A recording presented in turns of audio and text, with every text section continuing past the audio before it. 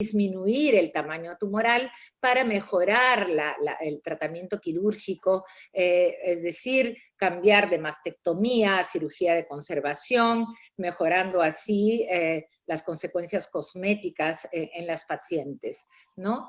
Otra de los objetivos de la neoadyuvancia, que es hoy por hoy está muy en boga, es disminuir la extensión de la cirugía axilar, hacer que las pacientes no sean candidatas a disecciones radicales de axila, pues como ustedes saben, el ganglio comprometido va a también responder, va a tener una respuesta patológica completa, similar a la del tumor mamario. Y esto podría hacer que estas pacientes sean candidatas únicamente a cirugía del ganglio centinela. Otra cosa muy importante de la neoadyuvancia es que nos va a permitir medir la eficacia terapéutica, es decir, la quimiosensibilidad de los tumores in vivo.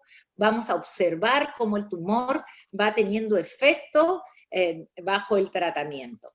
Pero también aquellas pacientes que cumplen, aquellas pacientes que van a la respuesta patológica completa, la neoadyuvancia nos va a proporcionar una importantísima información pronóstica,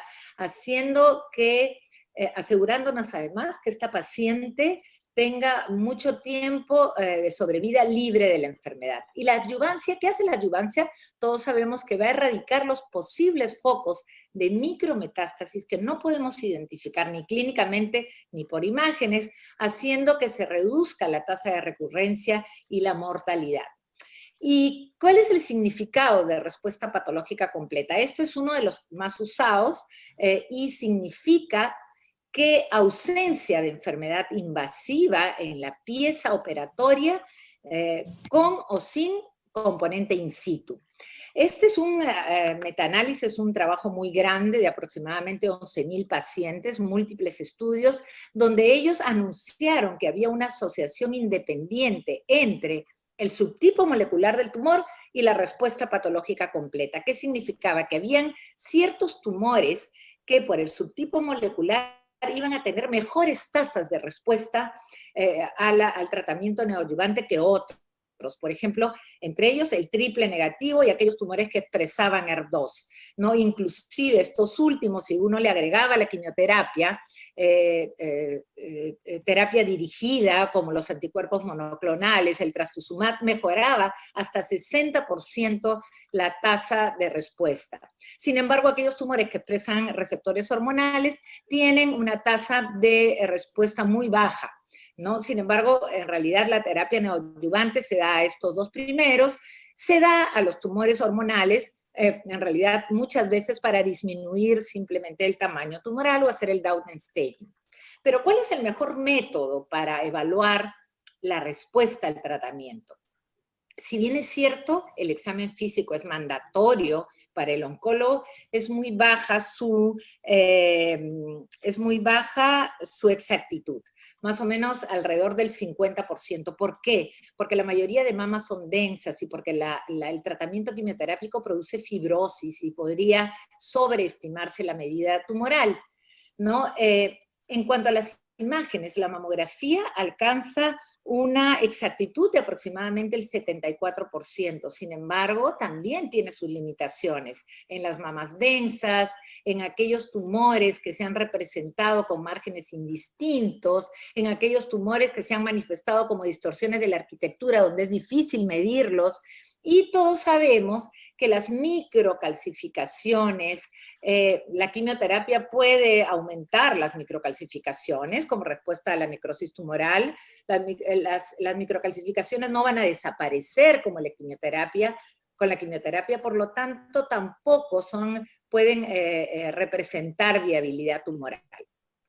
La ecografía, sin embargo, alcanza un poquito más de exactitud, 79%, y tenemos un plus, vamos a poder evaluar la respuesta ganglionar, la respuesta nodal, y ambos, la mamografía y la ecografía, nos va a dar una exactitud de aproximadamente 80%. Nuestros oncólogos en la unidad multidisciplinar nos preguntaron cuál es el momento adecuado en qué momento ellos deben evaluar la respuesta. En realidad encontramos este trabajo que ellos dicen, ¿no? Que el examen físico es importante, pero también hablan de calipers, o sea, que incluyen las imágenes. Y dicen que previo a cada ciclo de quimioterapia, se debe hacer un control, o si hay terapia endocrina o terapia hormonal, mensualmente. Sin embargo, las guías de la NCCN nos dicen que el examen físico y el método de imágenes por el cual se detectó primariamente el tumor de manera comparativa nos pueden ayudar en esta evaluación. Aquí lo que nos gusta, la resonancia magnética, sabemos todo que es el método más sensible para el diagnóstico de cáncer de mama, y también se ha demostrado que es el método más exacto para evaluar la respuesta al tratamiento neoadyuvante. Como saben ustedes, la resonancia evalúa cambios metabólicos, bioquímicos, detecta la angiogénesis y la antiangiogénesis de los quimioterápicos, cambio en la microcirculación del tumor, ustedes lo saben con el efecto antiangiogénico, mejora la permeabilidad vascular de estos tumores, y todo se puede manifestar en el realce del contraste, ¿no? Y muchos de estos cambios van a preceder inclusive a los cambios morfológicos, y como vamos a ver después, las secuencias funcionales de resonancia nos permiten mucho más esto, ¿no? ¿Qué otra cosa? La resonancia magnética nos va a permitir una evaluación más temprana de la respuesta quimioterápica, inclusive desde el primer ciclo, como vamos a ver en estas secuencias funcionales, lo que podría predecir, esto es valioso, qué pacientes son susceptibles a ciertos tratamientos individualizados, es decir, cambiar oportunamente el tratamiento cuando no son efectivos y retomarlos de manera individualizada.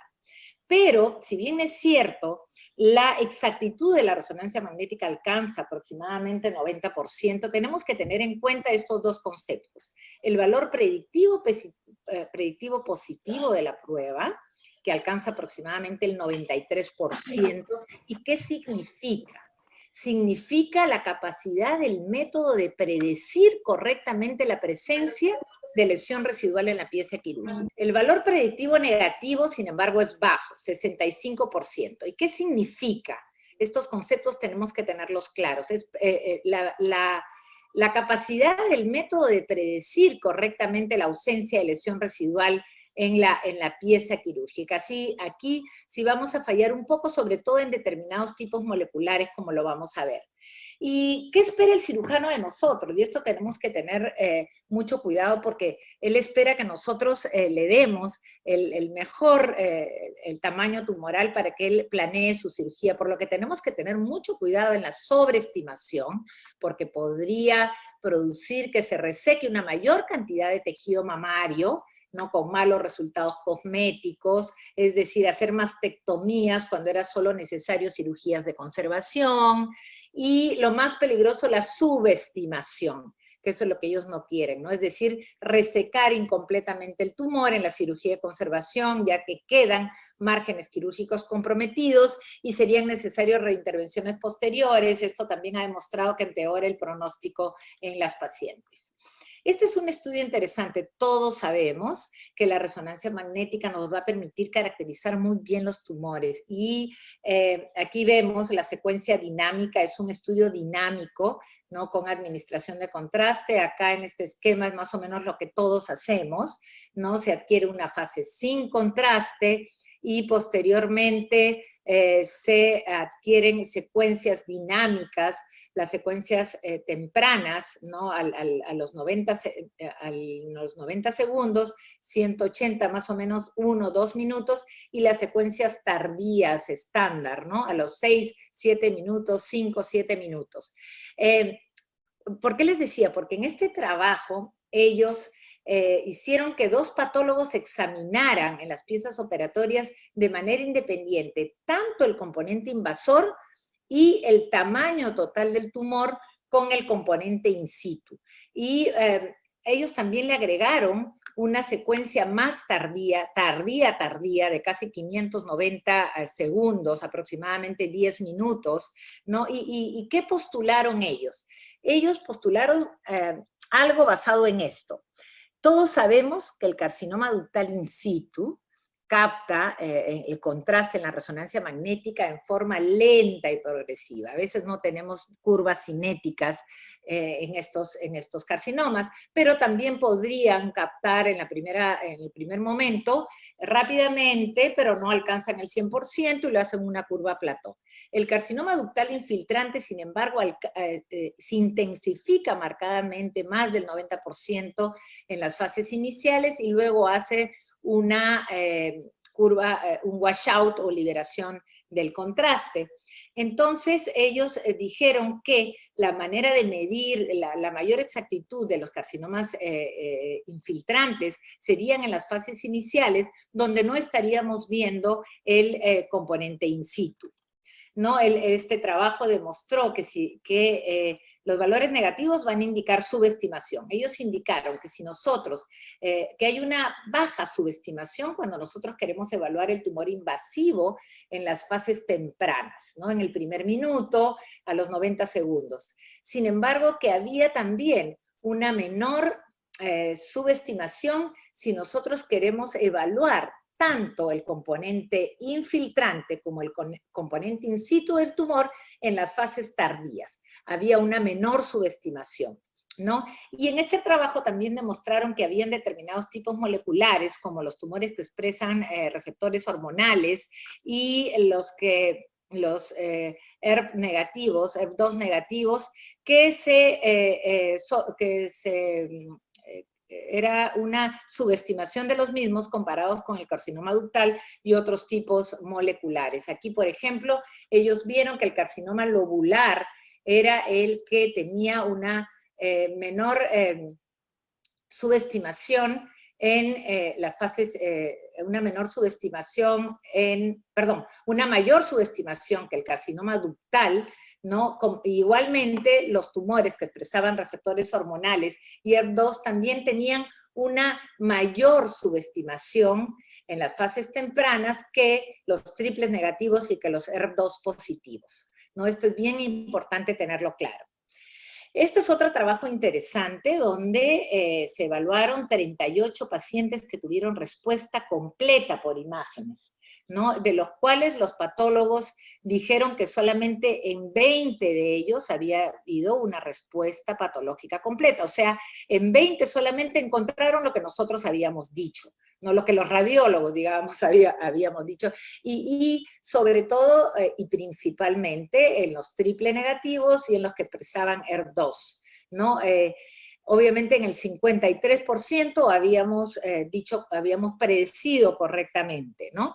Había, como quedan los 47% restantes que habían sido falsos negativos para nosotros, ellos postularon que pudo haberse debido a que quedaba muy poco tumor, a que había una celularidad muy baja y que los resonadores no eran capaces de identificar tampoco por la técnica, o que probablemente los artefactos de susceptibilidad magnética condicionados por los clips que se habían colocado como reparo para la neoadyuvancia podrían haber ocultado estos pequeños nódulos, ¿no? Pero sin embargo también, y aquí se agrega un trabajo de Santavería, ellos piensan que si hubiéramos hecho controles mucho más tardíos, ¿no? En tiempos mucho más tardíos, capaz este valor de falsos negativos hubiera disminuido.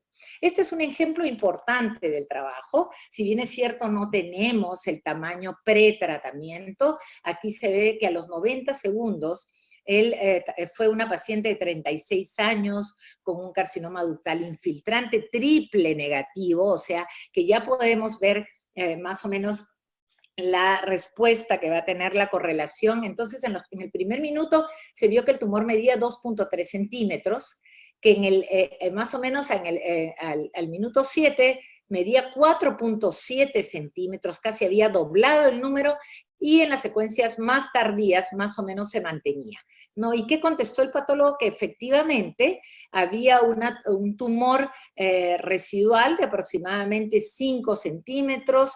Ellos observaron que esto incluía tanto el componente invasivo como el componente in situ. Este es otro caso interesante, si bien es cierto, no muestran el tamaño tumoral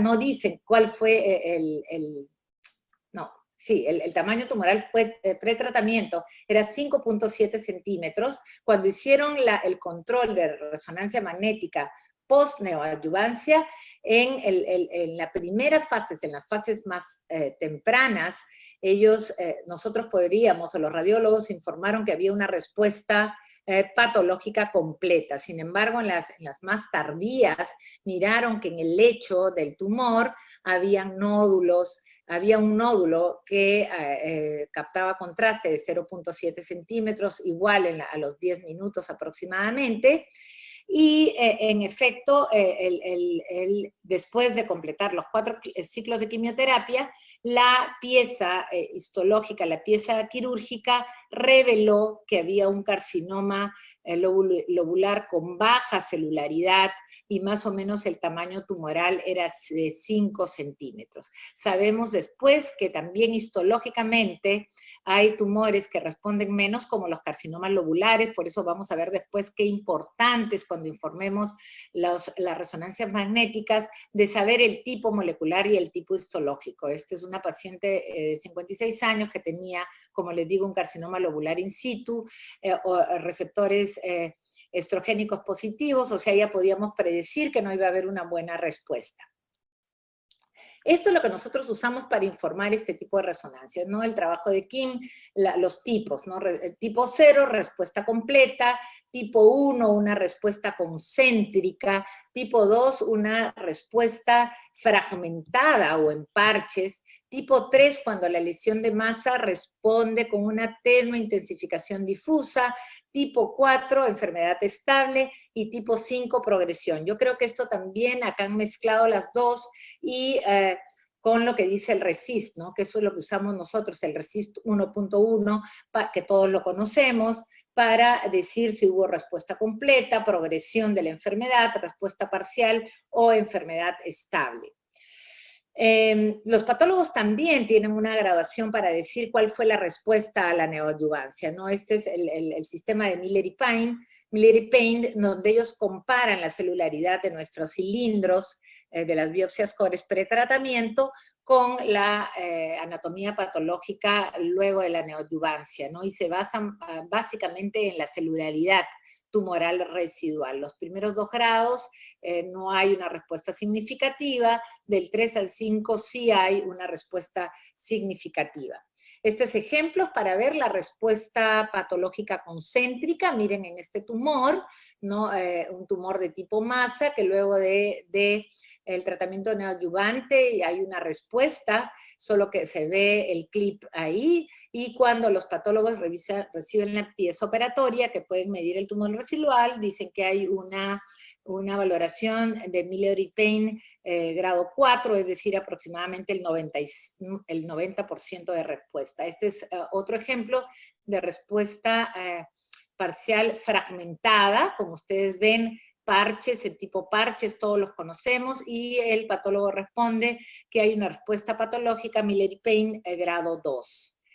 Este es otro ejemplo interesante, ¿no? Esta es una paciente de 57 años de edad con un carcinoma ductal infiltrante triple negativo, pero además del tumor de masa, que ya el doctor Pinochet nos enseñó, que posteriores, con captación en anillo, había una extensión ductal anterior de aproximadamente 1.8 centímetros. La tumoración aproximadamente 5 centímetros, y el control post-neoadyuvancia podemos decir que hay una respuesta por imágenes completa, una respuesta radiológica completa, y como sabemos que los triples negativos hay una buena correlación, existe muy poca discrepancia como lo que vamos a encontrar, efectivamente el patólogo contestó que había una respuesta patológica completa.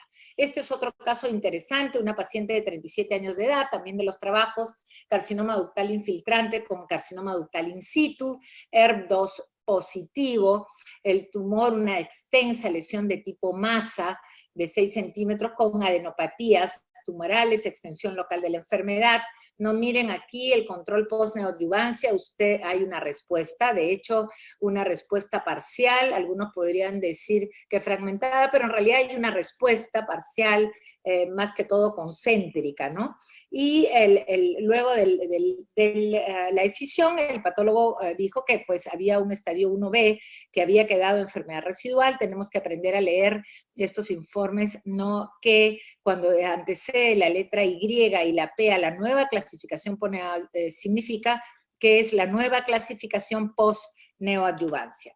Este es otro ejemplo interesante, paciente de 37 años de edad, con tumor, con receptores hormonales positivos, ER2 negativo, ¿no? Carcinoma ductal infiltrante, carcinoma ductal in situ, ven una lesión de masa con un componente de tipo no masa. Podríamos decir que hay una respuesta radiológica completa, pero como ya sabemos que nos estamos enfrentando a tumores que hay muy poca correlación, efectivamente la mastectomía, porque por el tamaño tumoral, para decidir la cirugía en un contexto multidisciplinario, obviamente no solo se basa en lo que pasa, lo que están diciendo la resonancia, sino cómo era el tumor antes de. Esta paciente fue a mastectomía y el patólogo contesta que había un componente invasivo de 9 centímetros, pero con una celularidad muy, muy baja, ¿no? De aproximadamente el 2%. Este es otro caso interesante, de paso rápidamente, porque por el tiempo de la prueba funcional, la difusión, esta es una paciente de 65 años de edad, receptores estrogénicos positivos, receptores de estrógeno positivo, progesterona negativo, ER2 positivo, ¿no? En esta paciente ven una lesión de masa, con componente necrótico, puede ser, ven que a la difusión hay una restricción a la difusión. Todos sabemos que hay valores disminuidos de la difusión, menos de 1.3, ya indican que debe ser un tumor maligno. Este tenía 0.6, ¿no? Y luego del tratamiento neoadyuvante no solo disminuye el tumor, el tamaño tumoral y la intensificación del contraste, sino también se normaliza los valores del ADC. Se normalizan los valores del ADC y se confirmó que había una respuesta patológica completa al final. La difusión tiene una sensibilidad del 92% y una especificidad del 89% para predecir la respuesta patológica completa. La espectroscopía, también otra secuencia funcional de la resonancia magnética, que nos puede decir inclusive luego del primer ciclo de quimioterapia cómo va esta respuesta, ¿no? Sabemos que, y en la valoración del pico de colina, sabemos que la colina es un indicador de la proliferación de la membrana celular, se eleva o se pone anormal en los tumores. Miren acá luego del primer ciclo, ¿no? O un día después, inclusive del ciclo de la quimioterapia, comienza a disminuir, ¿no? Lo que nos va a mostrar cambios o sea, que hay una buena respuesta aún sin haber cambios morfológicos en el tumor.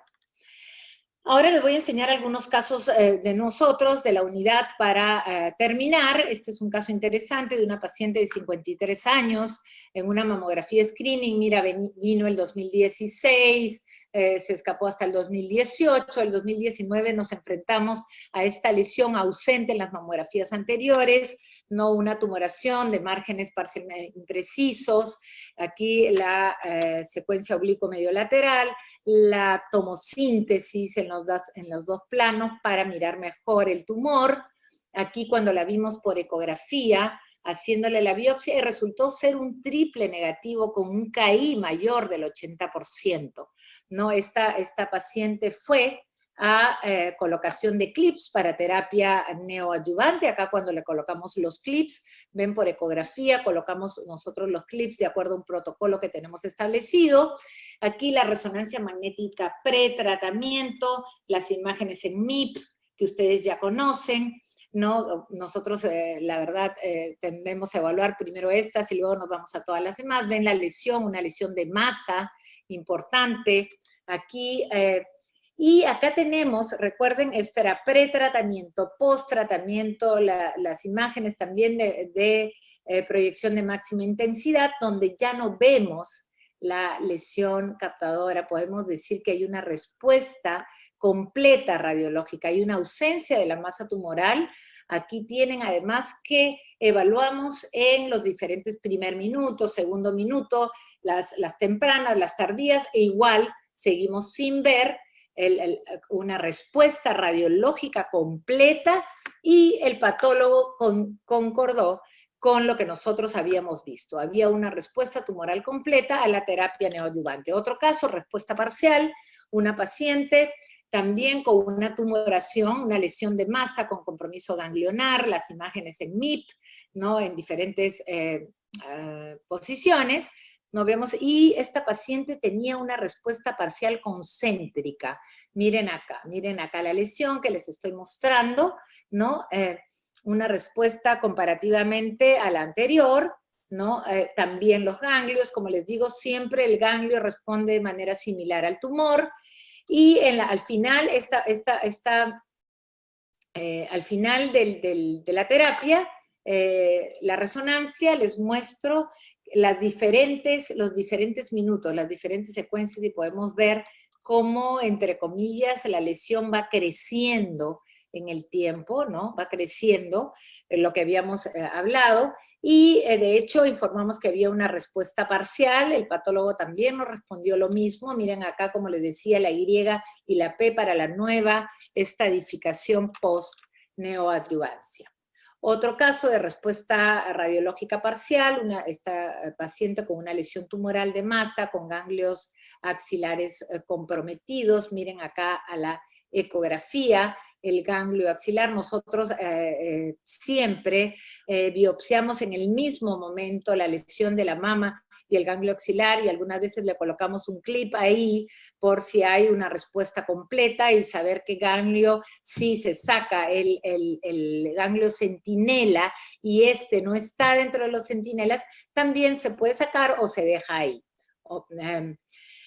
Miren la resonancia magnética pretratamiento, la lesión de masa, ¿no? Post-tratamiento, una respuesta parcial fragmentada, ¿no? Vimos acá una respuesta parcial fragmentada, vemos acá en estas imágenes en MIP, ¿no? Esta resonancia fue tomada a la mitad del tratamiento. Muchos oncólogos nos piden a la mitad del tratamiento para ver cómo va la respuesta. Como le digo, esto es lo interesante de la neoadyuvancia, que en vivo vamos viendo cómo va siendo la respuesta para después poder individualizar o cambiar el esquema, ¿no? Al final del tratamiento neoadyuvante volvemos a hacer la resonancia de control y vemos que hay que ya no se observa en realidad lo que habíamos visto, esa respuesta fragmentada a la mitad del tratamiento, ni en las imágenes tempranas, ni en las secuencias tardías.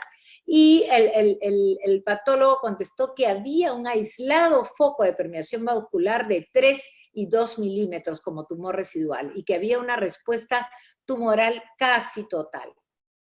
Sin embargo, hemos tenido casos también de progresión de la enfermedad en esta paciente, no una lesión de masa. Este fue un triple negativo, como verán acá el resultado inmunistoquímico, con un KI muy alto. Esta es la tumoración a la ecografía, aquí haciendo la biopsia Trucut, ¿no? Sin embargo, ven acá, estas son la resonancia magnética pretratamiento. A la mitad del tratamiento había una respuesta concéntrica importante. Sin embargo, al final, el tumor, miren acá, 2 meses después, esto es recién fresquito, de junio del 2020, y ahora en agosto del 2020, la tumoración había incrementado de tamaño, fue a cirugía inmediatamente, y el patólogo contesta respuesta parcial tumoral a la neoadyuvancia.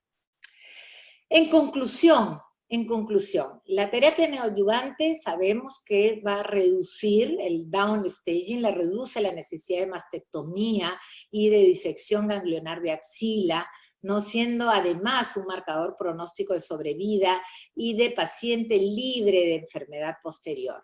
La resonancia magnética es el método más exacto para evaluar el tumor residual o la respuesta a la neoadyuvancia. Sin embargo, siempre que evaluemos una resonancia magnética de este tipo, tenemos que conocer el tipo histológico. Ya sabemos que los lobulillares son los que va a haber la mayor discrepancia, la menor correlación. Tenemos que conocer el subtipo molecular, ¿no? Sabemos que los tumores triple negativos y lo que expresan ER2 van a tener una mejor concordancia, una mejor correlación respecto a los que tienen receptores hormonales, vamos a tener que saber también cómo estuvo representado el tumor previamente al tratamiento y qué tratamiento inclusive está recibiendo la paciente. Además, la conclusión de todo esto es que la resonancia magnética en fase tardía, creo que esta es una de las conclusiones más importantes que nos ha cambiado a todos la manera de evaluar estos estudios, la resonancia magnética en fase tardía es la que mejor correlación tiene con el tumor total. Es decir, tanto nos va a decir el componente ductal in situ como el componente, el componente ductal infiltrante como el componente ductal in situ. Todo para que se pueda planear mejor la cirugía. Ya en el último artículo del 2019 del estado del arte de la resonancia magnética, ya nos enuncian esto muy claramente. Hay que tener mucho cuidado en la subestimación y en la discrepancia, ¿no? Ya les dije en los carcinomas lobulillares, que nos siguen dando dolores de cabeza, en los receptores, en los que expresan receptores hormonales, y en los ERV2 negativos. La precisión para evaluar respuesta a la quimioterapia neoadyuvante dependerá del tipo, del tipo molecular del cáncer, ¿no? Y esto para recordar que no todo lo que estamos viendo en resonancia realmente es lo que es, ¿no? La sobreestimación, por ejemplo, aquí un tumor pretratamiento, post-tratamiento, nos parece que hay una respuesta parcial, sin embargo, se informa que no, que lo que hay más bien es una fibrosis, que es lo que está causando esta captación. Sabemos que la fibrosis también puede captar en resonancia magnética una subestimación, por ejemplo, en este tumor, ¿no? Cuando hay una respuesta, aquí vemos que hay una respuesta, diríamos por imágenes completas, solo se ve el clip de la neoadyuvancia, sin embargo, el patólogo responde que hay acúmulos de células viables tumorales.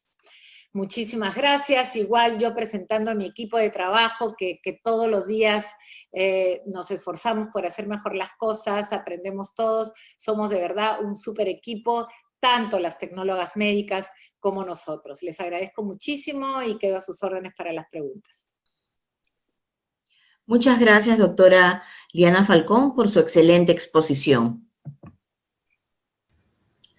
A continuación, quiero recordarles, por favor, que pueden enviar sus preguntas, ya saben, a la sección de preguntas y respuestas con tiempo, para que sean, de alguna manera, respondidas a la brevedad posible. Ahora vamos a presentar la siguiente exposición, que va a estar a cargo de la doctora Patricia Villa. El tema es BRAFs por resonancia. La doctora Patricia Villa es especialista en radiología e imágenes diagnósticas y estudió en la Universidad de Rosario de Bogotá, Colombia. Tuvo entrenamiento en imágenes en el Instituto de Enfermedades Neoplásicas y también hizo una rotación por la UDIAT, que es la Corporación Sanitaria Parc Taulí en Sabadell, Barcelona. Tiene 25 años de experiencia como médico radiólogo, especialista en imágenes de la mama. 18 de ellos, ella los tiene acá en Perú. Ha hecho una maestría, es magíster en gestión hospitalaria y en los servicios de salud en la Universidad de Barcelona. Es jefa de la unidad de imágenes de la mujer de la Clínica Montesur en Lima, Perú. Es miembro de la Sociedad Peruana y Asociación Colombiana de Radiología, de la Sociedad Iberoamericana de Imagen Mamaria, de las Sociedades Europeas y Americana de Radiología, entre otras. Es conferencista en temas de imagen de la mama y autora y colaboradora de varios proyectos de investigación. Le damos la bienvenida a la doctora Patricia Villa con este tema que de alguna manera está causando bastante expectativa. Bienvenida, doctora. Muchas gracias. Buenas noches. Quiero agradecer a la Sociedad Peruana de Radiología, en cabeza de su presidente, el doctor Hubertino Díaz, por la invitación que me han hecho a participar en este curso, y en especial a la doctora Jackie Limas por la invitación, por el cariño y por todo el esfuerzo que ha puesto en la organización de este curso de actualización de imágenes mamarias. Yo voy a hablar de la resonancia del BIRADS en la resonancia magnética. Quiero saber, por favor, si se están viendo las imágenes y si tengo adecuado sonido. Sí, doctora, tiene adecuado sonido y se están viendo las imágenes. Muchas gracias. Entonces, bueno, la resonancia magnética es la modalidad de imagen mamaria que tiene mayor sensibilidad para la detección de cáncer de mama actualmente. Su uso se viene expandiendo cada vez más y especialmente desde la introducción del gadolinio como material de contraste en 1997, dando una información morfológica y funcional. Este análisis morfofuncional de las lesiones es lo que nos va a permitir una buena aproximación hacia lesiones benignas o malignas. Los criterios diagnósticos de la resonancia magnética se basan en el BIRADS, así como las demás modalidades de imagen mamario. Hay 5 ediciones del BIRADS, las dos últimas del 2003 y 2013 incluyeron la semiología por imágenes de ecografía y de resonancia magnética. El BIRADS es considerado el idioma universal en el diagnóstico de la patología de la mama. Es importante porque nos permite hacer una descripción de los hallazgos por imagen, nos permite hacer una clasificación de las lesiones por categoría de sospecha y por lo tanto hacer unas recomendaciones para la toma de decisiones. Esta última edición hace recomendación especial en la multimodalidad, en que los radiólogos que se dedican a imagen mamaria manejen la multimodalidad para poder integrar todas las diferentes características y así dar una mayor aproximación diagnóstica. También nos permite la estandarización de los informes, facilitando la interpretación. Sabemos que una terminología estandarizada nos va a permitir una claridad de los informes que nos permite una mejor comunicación con el paciente y con el médico referente. Sabemos que la terminología correcta nos lleva a un diagnóstico correcto y por lo tanto promueve un manejo adecuado de las pacientes. Todos los estudios de diagnóstico por imagen de la patología de mamaria deben encuadrarse dentro del sistema BIRADS y en resonancia magnética se sabe que aumenta la precisión en la interpretación y la cuantificación de la probabilidad de malignidad de las lesiones. Los criterios diagnósticos que se usan hoy en día en las imágenes por resonancia magnética son los criterios morfológicos, los criterios dinámicos mediante la cinética, evaluando la cinética del patrón de captación y mediante la caracterización de las lesiones en secuencias sin supresión grasa y sin contraste en T1 y en T2. Todo esto es importante siempre enmarcarlo dentro de la historia clínica y del contexto clínico de cada paciente. Sin embargo, tenemos que tener en cuenta que aunque los criterios diagnósticos ayudan a la aproximación hacia benignidad o malignidad, solo el estudio histológico excluye de manera exclusiva la malignidad.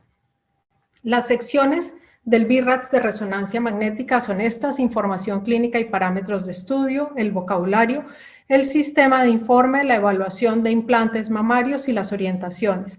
Yo voy a hablar de todas excepto la evaluación de implantes mamarios porque es un tema de la mama postoperada. Vamos a ver el vocabulario. En la última edición se incluyeron unos términos, por ejemplo, el realce del parénquima de fondo. Esto ha sido posible debido a la mejora tecnológica en la resolución espacial. Se han incluido y omitido algunos términos en las masas y en los realces no masa. Se describieron unos hallazgos asociados a implantes en una nueva sesión y dan unas recomendaciones especiales para algunas categorías, BIRADS 0 y 4. En cuanto al tejido mamario, entonces vamos a analizar dos cosas: la cantidad de tejido fibroglandular y la simetría. La cantidad de tejido fibroglandular se valora en la secuencia T1 sin contraste con o sin saturación grasa. Esta va a ser una valoración subjetiva y se va a clasificar con letras en 4 tipos. Ya no se usa el porcentaje. El tipo A es el tejido graso casi en su totalidad. El tipo B es el tejido fibroglandular disperso. El tipo C es el tejido fibroglandular heterogéneo y el tipo D es el tejido fibroglandular casi en su totalidad. La otra cosa que evaluamos en el tejido mamario es el realce del parénquima de fondo. Evaluamos el grado y la simetría. Los avances tecnológicos, como dije anteriormente, han permitido que haya mayor resolución espacial y mayor caracterización de las lesiones. Es por esto que ya los múltiples focos ya se consideran un realce parenquimatoso de fondo y no un realce de tipo no masa como era anteriormente. De acuerdo al grado, se clasifican en mínimo, el realce parenquimatoso de fondo mínimo, leve, moderado y marcado. Se cree que puede representar, se han hecho evaluaciones de las características histológicas de este realce y se cree que puede representar la densidad de la microvascularización y del factor de crecimiento vascular endotelial que se presenta en el tejido fibroglandular. Sabemos que la densidad mamaria en la mamografía es uno de los factores de riesgo conocidos más importantes para el cáncer de mama. Asimismo, en la resonancia magnética se puede evaluar el tejido fibroglandular y el realce del parénquima de fondo se está evaluando. Hay trabajos de investigación que están avanzando para determinar si puede ser un potencial biomarcador de riesgo también. Hay una cosa importante y es necesario saber que el realce del parénquima de fondo no se correlaciona con la densidad mamaria. Como en este caso puede haber mamas severamente densas con realce del parénquima de fondo mínimo y viceversa.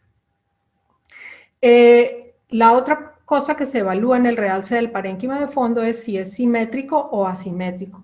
El realce del parénquima de fondo simétrico es una imagen en espejo del realce del tejido fibroglandular en las dos mamas y va a depender de la cantidad del tejido fibroglandular. Generalmente es benigno, significa benignidad, pero hay que tener en cuenta también el contexto clínico, porque por cirugía o condiciones como la radioterapia puede haber un realce asimétrico sin que haya malignidad. Es importante también el realce asimétrico es mayor en una mama que en la otra y generalmente es sugestivo. Ojo, hay que pensar que puede haber un proceso maligno en evolución.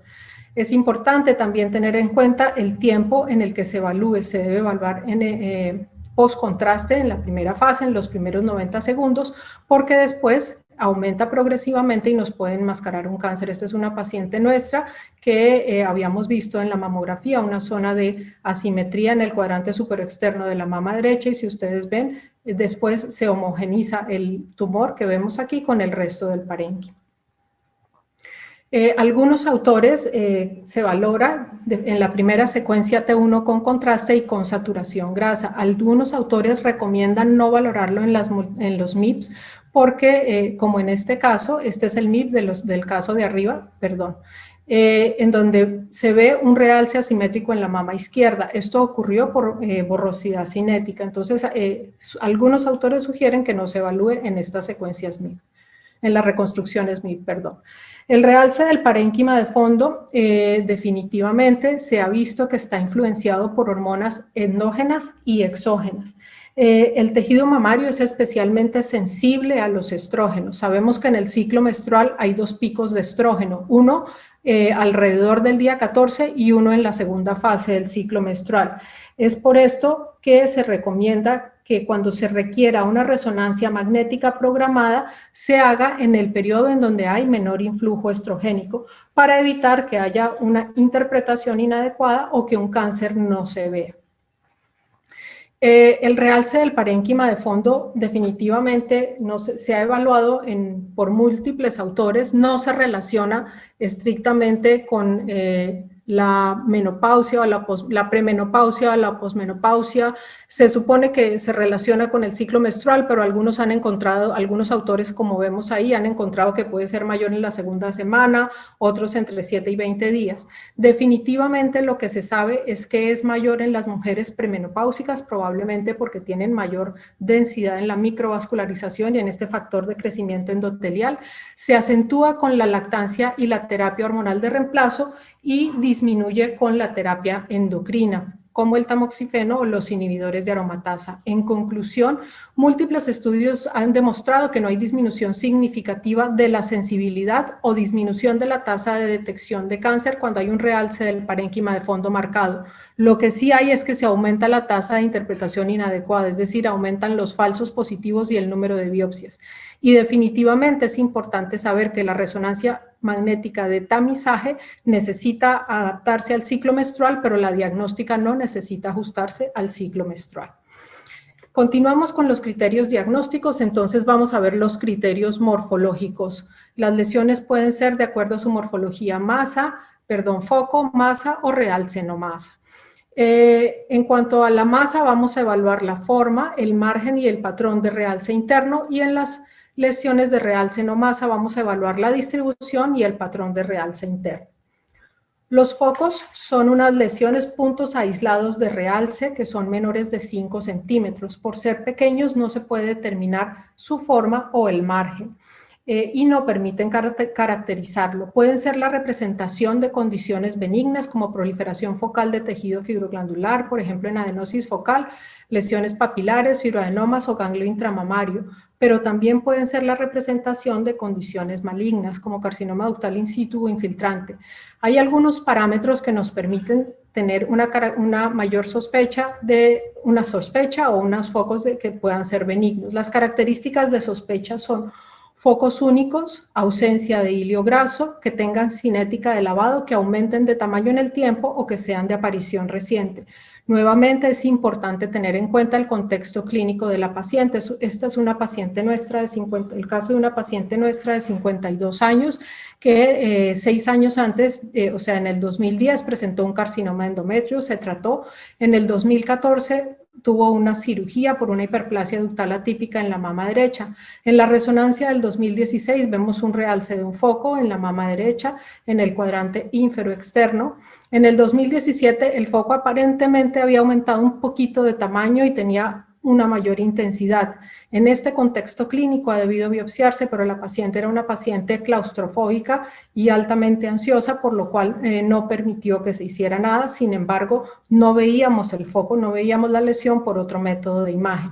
En el 2018 ocurrió lo mismo, sin embargo intentamos hacer una biopsia bajo guía ecográfica que dio un resultado benigno, probablemente no captamos la lesión en la biopsia, y en el 2019 en la resonancia nuevamente vemos que el foco aumentó de tamaño. En este momento ya pudimos ver la lesión por ecografía, la biopsiamos con aguja gruesa y vacío por ecografía, y el diagnóstico fue un carcinoma ductal infiltrante grado 2 de tipo luminal.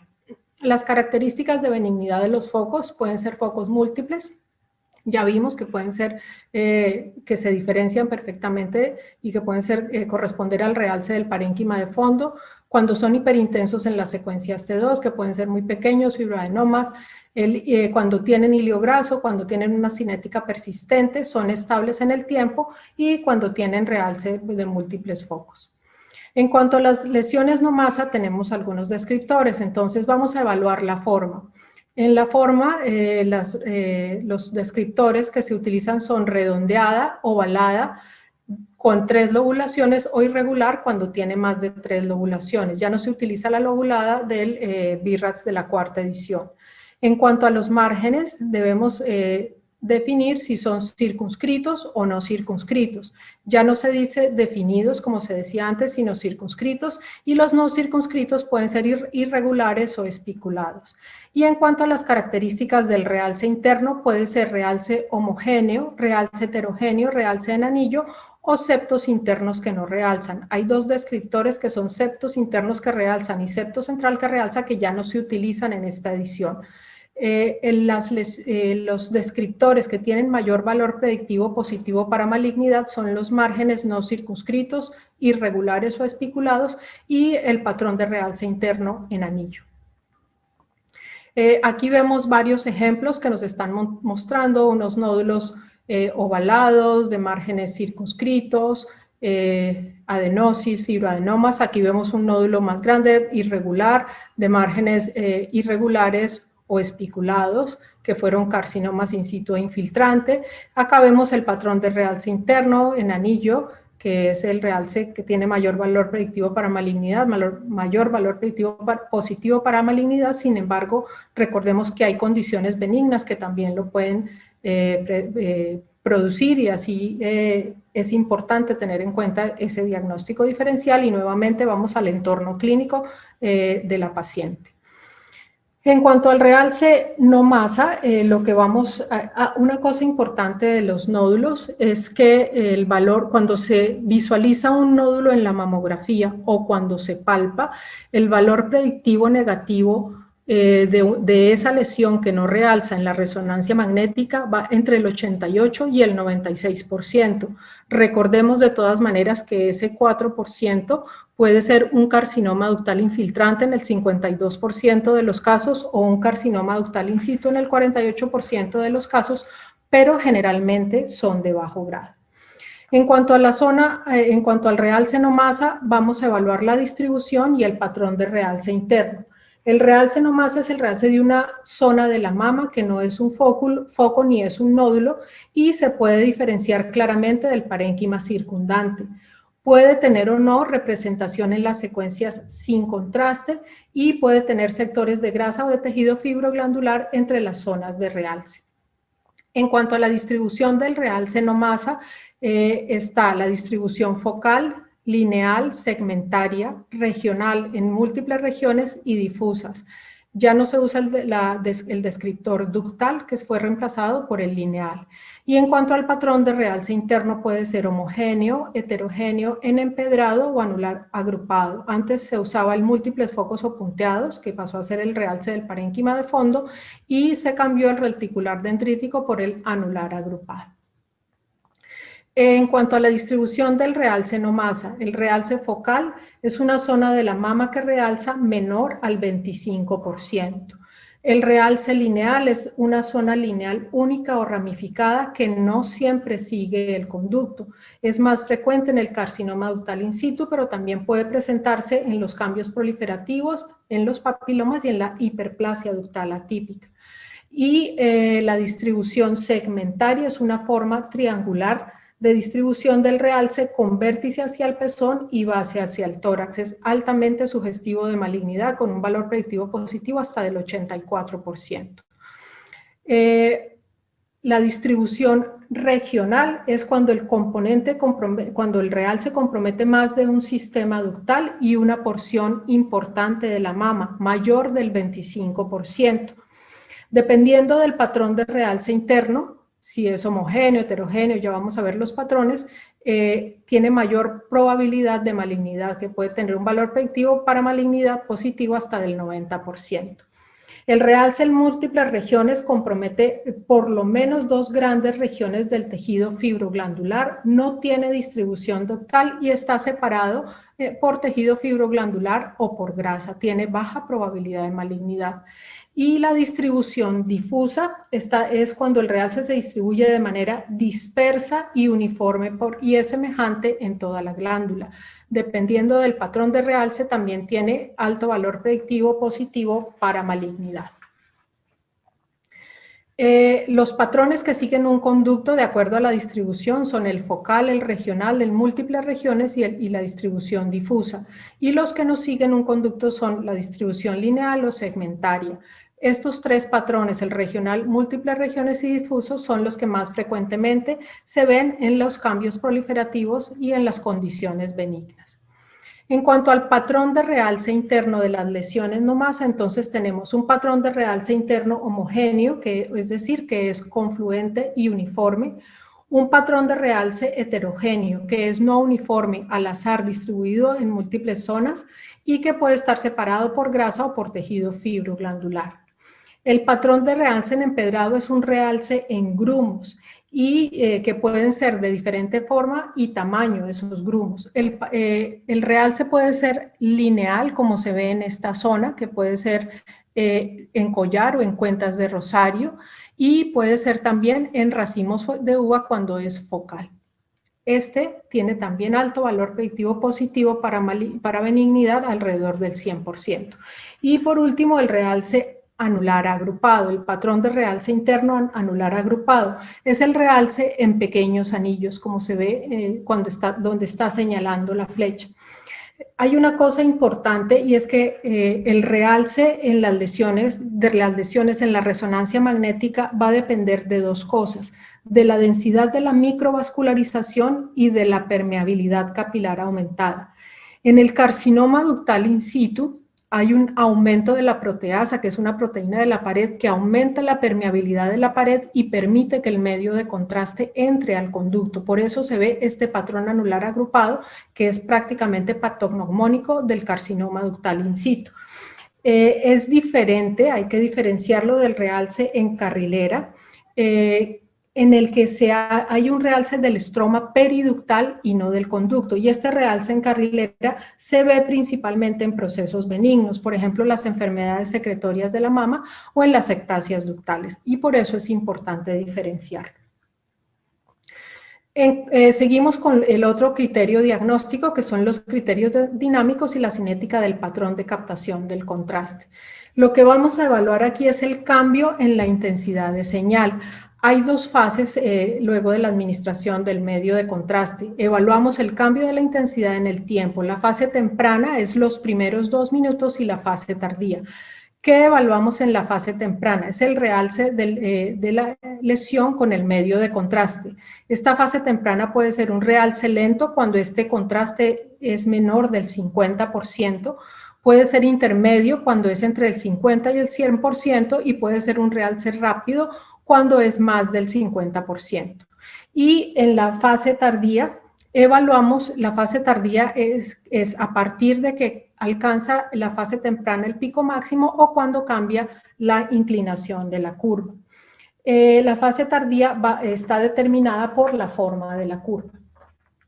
Tenemos la curva tipo 1, que es la persistente, tipo 1A o 1B, cuando el realce después de alcanzar la fase máxima va a ser mayor del 10%. La curva tipo 2, que es la curva en meseta, que se va a mantener más o menos dentro del 10%, y la curva tipo 3, que es el lavado o washout, cuando es menor del 10%. Característicamente lo que podemos decir es que las curvas tipo 1 se presentan en el 83% de las lesiones benignas y en menor porcentaje en las malignas. Las curvas tipo 2 y tipo 3 se presentan más frecuentemente en los cánceres, hasta en un 64 y 57%. En general, lo más importante es evaluar tanto la morfología como la cinética para lograr tener una aproximación diagnóstica.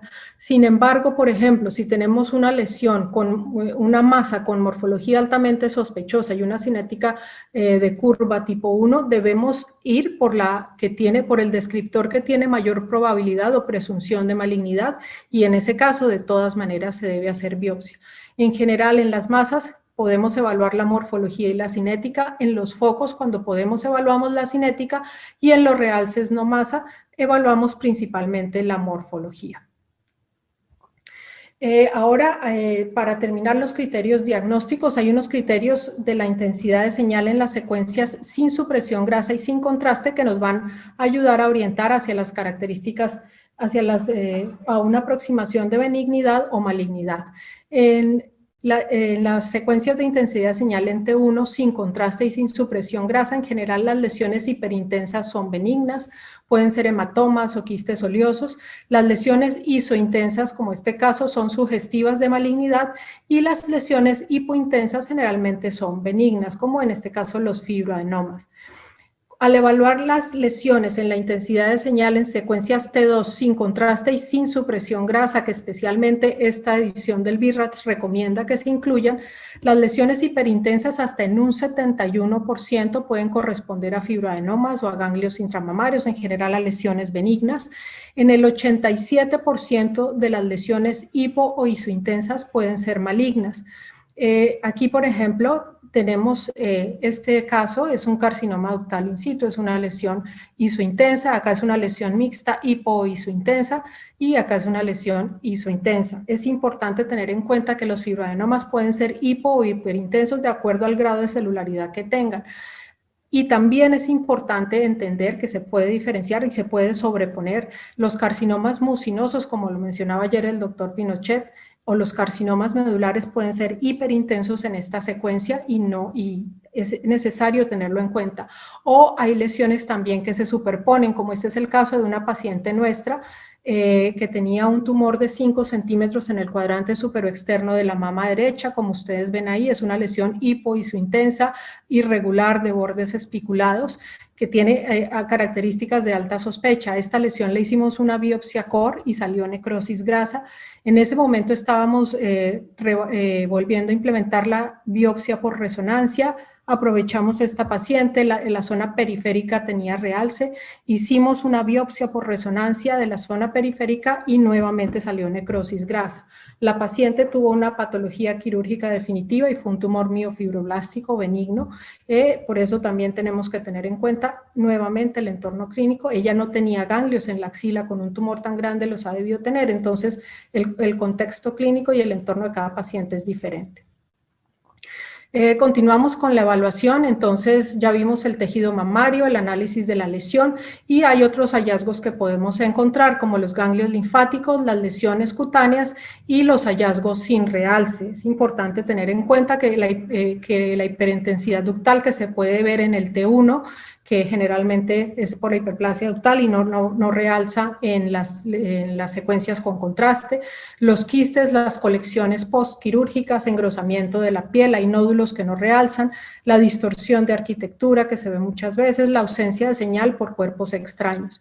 Y también es importante tener en cuenta las lesiones asociadas. Estas lesiones asociadas son las que nos van a ayudar a caracterizar hacia benignidad o malignidad las lesiones principales. Estas lesiones asociadas pueden ser retracción o invasión del pezón, retracción o invasión cutánea, engrosamiento de la piel, adenopatías axilares, invasión de la pared torácica y del músculo y distorsiones de arquitectura. También es necesario tener en cuenta que describe el BIRATS los hallazgos que contienen grasa, que pueden ser ganglios linfáticos, necrosis grasa, seromas o amartomas. Aquí tenemos varios ejemplos de hallazgos asociados y lesiones con grasa. Este es un tumor altamente sospechoso que se encontraba en el tercio posterior de la mama, que vemos invasión a la pared torácica y vemos un ganglio altamente sospechoso. En la invasión de la piel en el carcinoma inflamatorio, el tumor miofibroblástico con el ganglio, que era un ganglio con hilio graso central, aquí también tenemos lo mismo, y aquí en esta paciente vemos dos cosas. Uno era el queloide que tenía en la piel de una cirugía previa que realzaba con el contraste y un carcinoma ductal infiltrante. Por esto es importante nuevamente tener en cuenta los descriptores y los hallazgos asociados que nos van a permitir una mayor presunción de benignidad o de malignidad. De todos estos signos, el único que tiene sensibilidad y especificidad del 100% para cáncer es la invasión de la pared del tórax. Ahora vamos a ver el sistema de informe. En el sistema de informe, el informe es muy importante, que el informe sea claro y que sea con terminología estandarizada, como le dije al inicio, es importante. Debe tener los parámetros técnicos, la descripción de la composición global de las mamas y del realce del parénquima de fondo, la composición de las mamas, del tejido fibroglandular y el realce no son análogos, por lo tanto hay que informarlos de manera separada. La descripción detallada, se debe hacer una descripción detallada de los hallazgos importantes, comparar con los estudios previos, dar una valoración al final y las recomendaciones. Nuevamente es importante tener en cuenta que la resonancia magnética debe resolver una pregunta clínica específica. Si nosotros tenemos una buena indicación de la resonancia, vamos a disminuir esos falsos positivos que tanto molestan a nuestros médicos referentes y por lo que el método se ha desprestigiado, por decirlo de alguna forma. Entonces es importante tener en cuenta esa pregunta clínica específica y que tenga una indicación adecuada. En el informe deben registrarse los antecedentes clínicos, deben registrarse los síntomas que tenga la paciente, deben tener registradas si tenía biopsias o cirugías previas, la fecha y el resultado de patología, Se debe consignar si hay factores de riesgo para cáncer de mama y en algunos casos, como lo mencioné previamente, es importante, en algunos casos puede ser relevante informar en qué fase del ciclo menstrual se encuentra la paciente, si recibe o no terapia hormonal de reemplazo o terapia hormonal para cáncer o radioterapia.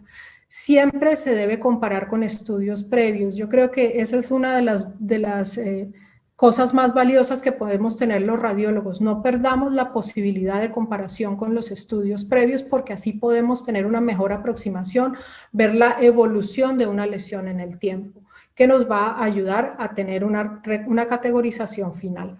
Se debe entonces comparar con estudios previos y se debe escribir en el informe la fecha y el estudio con el cual se comparó y los hallazgos de esos estudios.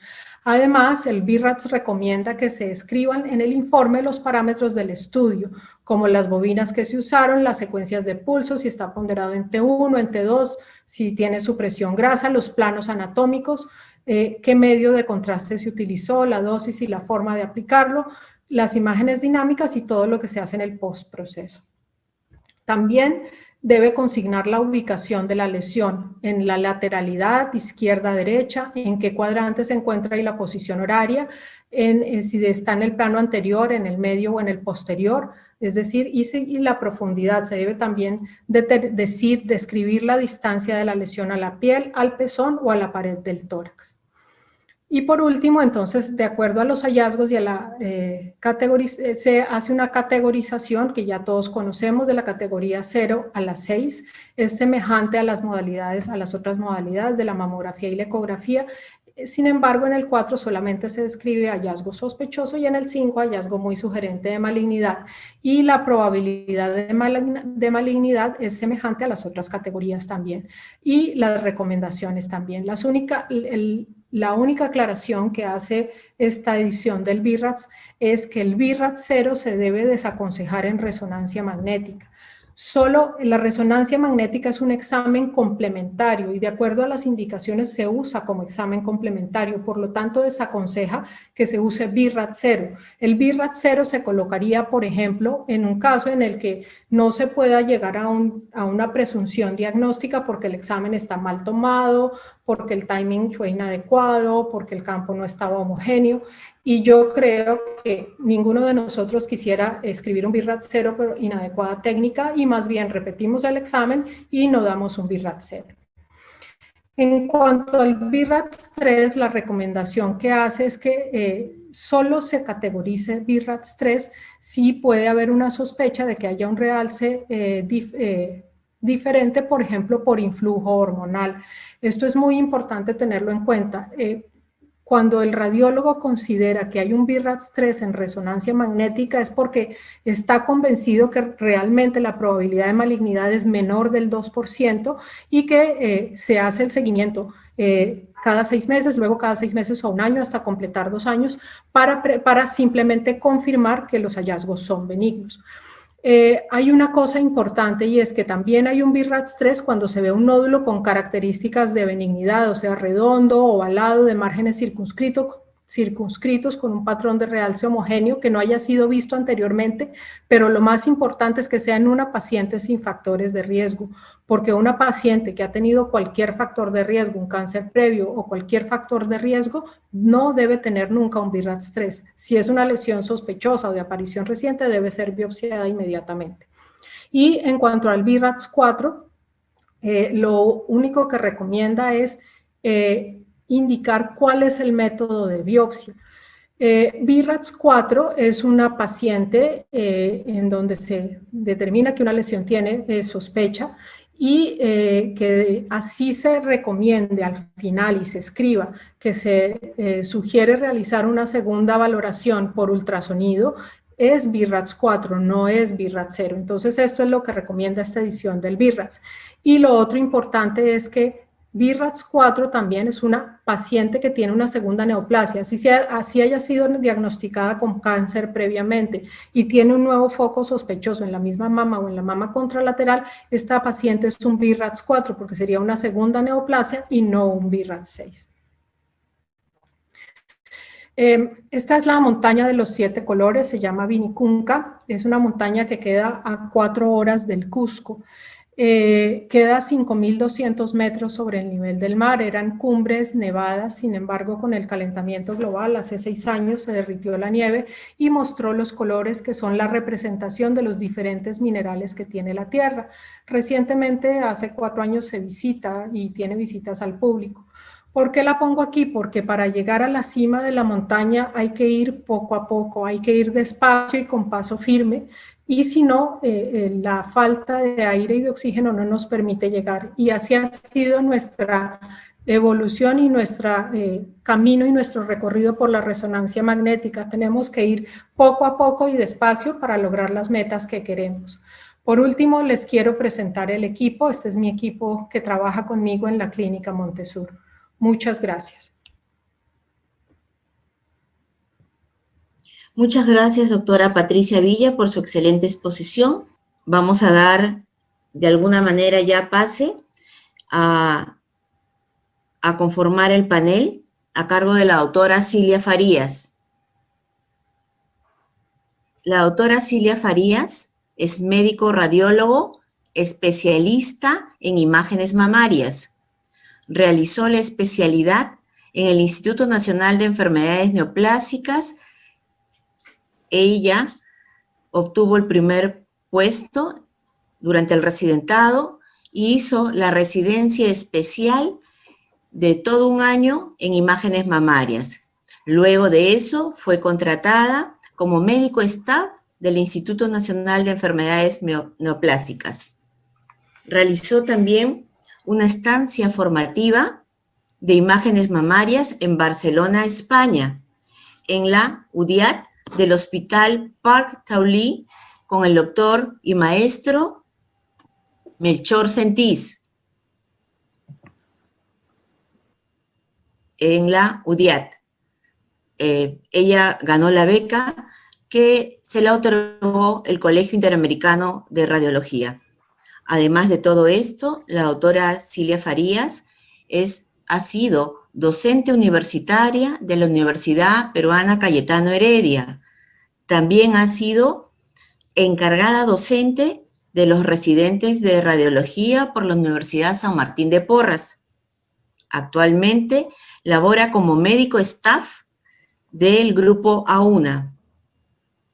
Ella también ha sido miembro de la Junta Directiva de la Sociedad Peruana de Mastología, miembro de la Sociedad Europea de Imágenes Mamarias, miembro de la Sociedad Norteamericana de Radiología. También ha participado como coordinadora de estudios multicéntricos de biopsias de mama, acá en nuestro país. Cuenta también con publicaciones científicas y es también conferencista. Recibamos pues a la doctora Cilia Farías siempre con ese aprecio de siempre. Bienvenida, Cilia. Hola, Jackie, muchas gracias. Muchas gracias a la Sociedad Peruana de Radiología por la invitación y a quienes la representan. Gracias al doctor Rubetino Díaz y a la doctora Jacqueline Limas. Bueno, quiero felicitar a la doctora Liana Falcón, quien es la pionera de resonancia magnética de mama acá en el Perú, ¿no? Por su excelente exposición. En realidad han sido temas bastante densos y ha tenido la capacidad de resumirlo y recalcando siempre lo más importante. Felicitaciones a la doctora Patricia Villa también por su excelente exposición. Bueno, antes de que lleguen las preguntas, me gustaría solo hacer como remarcar algunos de los puntos que se han tocado en las exposiciones. Entonces, dentro de la exposición de tratamiento con neoadyuvancia y resonancia magnética, creo que hay un punto que desde el día anterior, desde ayer, que preguntaban sobre todo cuándo es el momento ideal de hacerle el control de la resonancia, ¿no? Como bien dijo la doctora Falcón, lo ideal es hacerlo a la mitad del ciclo, ¿Por qué a la mitad del ciclo? Porque se va a identificar a los pacientes que tienen buena respuesta con quimioterapia. Incluso hay algunos que pueden llegar a tener respuesta completa a la mitad del ciclo y esto va a marcar un mejor pronóstico de esta paciente, ¿no? También hacerlo a la mitad del ciclo va a predecir la respuesta del paciente, ¿no? Y así o de pronto, si es necesario, cambiar el tratamiento del paciente para que posteriormente tenga una respuesta más favorable. Entonces, ¿qué es lo que vamos a medir a la mitad del ciclo? ¿Qué es lo que más va a importar? Pues va a importar la reducción del tamaño tumoral del menos del 25% cuando es una sola medida. Recordar que el RECIST marca una sola, se hace con la medida de mayor tamaño. No, aquellos que no son respondedores van a ser cuando la respuesta ha sido menor del 25%. También cuando hay un cambio en el volumen no tumoral, pero se considera que hay respuesta cuando el volumen tumoral es mayor, ha reducido mayor del 65%, ¿no? Y no respondedoras cuando el volumen tumoral ha reducido en un 65%. ¿No? También va a haber un cambio incluso del realce del tumor en la cinética. Si ha sido un tumor con washout, ¿no? Entonces esta curva se va a cambiar a una flat, ¿no? Y incluso va a desaparecer el washout. La difusión cuando se hacen los primeros ciclos, ¿no? Lo que va a importar mucho es el valor del ADC. Entonces, hay estudios que dicen que este valor de ADC puede ser tan predictivo que terminado el primer ciclo de la quimioterapia se puede tomar y podemos tener una predicción de cómo va a ser la respuesta del tratamiento, ¿no? Entonces, cuando hacemos también es cuando termina ya el ciclo de la quimioterapia, y cuando termina el ciclo de la quimioterapia hacemos la resonancia magnética para estadificar la enfermedad residual, que va a servir para planeamiento quirúrgico, ¿no? Va a identificar aquel grupo con respuesta completa y que obviamente va a tener un mejor pronóstico. Y aquí, bueno, ya lo dijo bien la doctora Falcón, que lo ha escrito bien en las fases, ¿no? Es importante tener en cuenta que el tamaño tumoral puede también variar un poco porque a la mitad del ciclo puede haber necrosis que nos puede dar un falso aumento del tamaño de la lesión, el cual no lo es, ¿no? La difusión es obviamente importante, ¿no? Al final de los ciclos, en que nos va a dar una respuesta completa cuando hay ausencia total de la restricción, ¿no? Es ahí donde, por ejemplo, nosotros hemos tenido casos en que efectivamente hay alteración de la curva al final, ha disminuido el tumor de manera concéntrica, pero en las fases más tardías ha habido un pequeño realce, ¿no? Ese pequeño realce, para poderlo diferenciar de fibrosis, tenemos que hacernos mano de la difusión, ¿no? Entonces, si no restringe, entonces podemos decir que realmente hay una respuesta completa, ¿no? Bueno, luego el otro punto muy importante que resaltó la doctora Falcón fue de que la resonancia magnética era mucho más eficaz, ¿no? En aquellos tumores triples negativos y que son ER2, ¿no? Porque permite pronosticar una respuesta completa y tiene una eficacia hasta de un 95%, lo cual no sucedía o no sucede con el luminal A y el luminal B, en que la eficacia puede bajar hasta un 50%. Pero ¿por qué es así, no? Entonces, es así porque en la resonancia magnética, en los luminares o los receptores positivos, se nota menor probabilidad de respuesta completa. Generalmente son tumores que tienen una respuesta fragmentada, ¿no? Entonces, al ser fragmentada, aparte que va a ser de difícil de medición, entonces esto nos puede llevar a una subestimación o una sobreestimación. Mientras que los tumores, por ejemplo, triple negativos, que son redondos, su manera de reducción generalmente es concéntrica, ¿no? Y entonces eso pues también, entre otros factores, es lo que nos ayuda a medir, ¿no? Bien, eso es lo que quería yo recalcar en cuanto a neoadyuvancia, ¿no? En cuanto a lo que es el BRAF, ¿no? Yo creo que siempre yo le he recomendado a los residentes, existe una cartilla que la podemos bajar del internet, ¿no? En que esa cartilla o la podemos imprimir o ahora la podemos cargar en los celulares y realmente para cada vez que informamos resonancia magnética hacemos mano de este resumen y es bastante útil.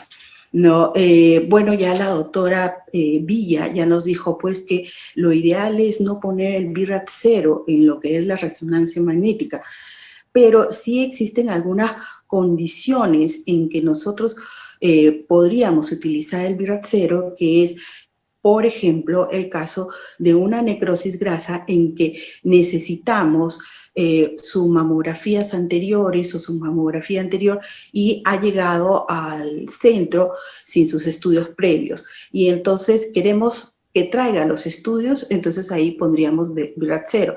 Pero esto hace recordar que no debemos ver una resonancia magnética si no tenemos una mamografía, ¿no? Entonces, y si la paciente tiene su mamografía previa, obviamente la tiene que traer para poder hacer el análisis comparativo. No, también recalcar que el BRAF 0 no se utiliza en el caso de que queremos hacer una ecografía de second look o de segunda vista para determinar el método más adecuado de biopsia. Entonces, no, por eso es que no podemos poner BRAF 0, ¿no? Igual en el BRAF 4 hay una disyuntiva que siempre tenemos y es, por ejemplo, cuando trabajamos en centros oncológicos, ¿ya? En que vienen pacientes con adenopatías axilares. Vienen adenopatías axilares y en la resonancia magnética vemos que en la mama no hay ninguna alteración. Entonces, esa resonancia magnética la categorizamos como, no, entonces, ¿qué es lo que dice el BRAF? El BRAF dice que si es que no hay ninguna lesión preexistente inflamatoria, si no hay infección, enfermedad inflamatoria como sarcoidosis, lupus, VIH, ¿no? Entonces podríamos poner un BRAF 4, ¿no? Pero si es que sí existe es una paciente con lupus, es una paciente con VIH, e incluso es una paciente, entonces ponemos BRAF 2. ¿No? Porque sabemos que esa adenopatía probablemente es inflamatoria y no hay enfermedad en mama, que es lo más importante, ¿no? Pero si estamos hablando de una paciente con linfoma y que viene y no hay enfermedad en mama, pero sí tiene sus adenopatías axilares, ¿no? Entonces el BRAF dice que tenemos que hacer la salvedad de que esas adenopatías pues son patológicas, pero debido a la enfermedad de fondo, ¿no? También el BRAF hace una salvedad en cuanto a lo que es la categorización 3. Dice literalmente, los datos indican de que no es necesario efectuar el seguimiento del realce parenquimal de fondo, por lo que este hallazgo no es motivo suficiente para indicar un seguimiento. Bueno, básicamente eso es lo que quería yo recalcar o realzar de las excelentes exposiciones que hemos tenido. Ahora vamos a dar pase a lo que son las preguntas. Como primera pregunta, la doctora Pilar Montenegro nos dice: ¿cómo medir el volumen tumoral en una respuesta fragmentada de la quimioterapia neoadyuvante en las imágenes de resonancia magnética? Doctora Falcón. Sí, Pili, gracias por tu pregunta. Es importante recordar que contamos con la resonancia magnética pretratamiento. Cuando vamos a evaluar una resonancia magnética post-neoadyuvancia, tenemos en nuestro set la resonancia magnética pretratamiento. No hay ningún problema. Cogemos el mayor diámetro de la lesión. Es mucho mejor medir el volumen. Ahora hay software que nos permite medir el volumen y de hecho el estado del arte de la resonancia magnética para la evaluación de la neoadyuvancia nos pide que es mucho mejor dar el volumen tumoral que los diámetros, pero se pueden medir los diámetros y sabemos dónde estaba el tumor. Acuérdense que le dije que algo importantísimo era conocer el tumor, la morfología del tumor antes del tratamiento, ¿no? Ahora, recuerden siempre que se toma cuando es una tumoración muy fragmentada, el nódulo de mayor tamaño es el que se va a ir midiendo posteriormente, ¿no? Eso es bien importante. Pero nada, se coge los diámetros desde los mayores diámetros que involucran a esto, porque conocemos que así es fragmentada, porque si decimos que es fragmentada es porque hemos tenido una lesión de masa completa, ¿no? Sí, así se mide en realidad. Bueno, la siguiente pregunta para la doctora Villa. Quisiera preguntar si el BRAF4 en resonancia magnética no existe 4A, 4B y 4C. La pregunta de Analia Lucín. No, no existe esa diferenciación como en mamografía y en ultrasonido porque la resolución espacial de todas maneras a veces limita los descriptores. Entonces hay varios trabajos de investigación que se están realizando para ver si se logra determinar cuáles de los descriptores tienen mayor o menor probabilidad de malignidad. Yo mostré de los márgenes no circunscritos y del realce en anillo, pero no se tiene todavía suficiente casuística como para dividirlo en 4A, B y C. Seguramente en la próxima edición del BIRAS, que queda pendiente eso, y también quedan pendientes las secuencias multiparamétricas. Eso todo está en evolución, como la difusión, la espectroscopía de la que habló la doctora Falcón, todo está en investigación y en evolución, y seguramente en la próxima edición ya lo integrará. Correcto. Muy bien, la segunda pregunta de Lisette Salazar es dirigida a la doctora Falcón. ¿Utiliza la difusión con sus respectivos valores de ADC para evaluar respuesta patológica completa? Bueno, nosotros en nuestro protocolo de adquisición siempre hacemos la secuencia para difusión, ¿no? Nos hemos propuesto eso, gracias a Dios podemos hacerlo y tenemos tiempo.